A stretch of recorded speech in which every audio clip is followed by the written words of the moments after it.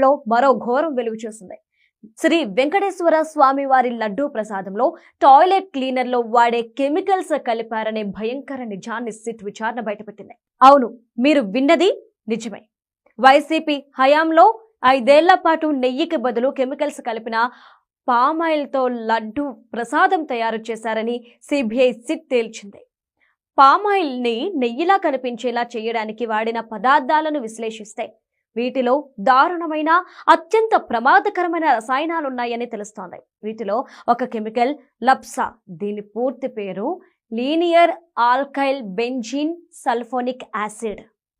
ఈ లప్సా అనే కెమికల్ ని హార్పిక్ లాంటి టాయిలెట్ క్లీనర్లు, అలానే డిటర్జెంట్ల, లిక్విడ్ క్లీనర్స్ తయారీకి వినియోగిస్తారు.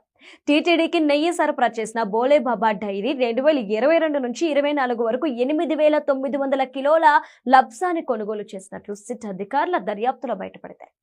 ఒక డైరీ సంస్థకు ఇన్ని వేల కేజీల టాయిలెట్ క్లీనింగ్ కెమికల్ తో అవసరమేంటి అని కెమికల్ ఇంజనీర్లను అడిగితే వాళ్ళ నుంచి మతిపోయే సమాధానం వచ్చింది.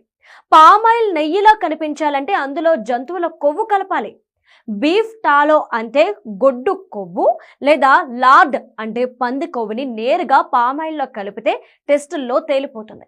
పరీక్షల్లో పట్టుబడకుండా ఉండాలంటే లప్సా లాంటి క్లీనింగ్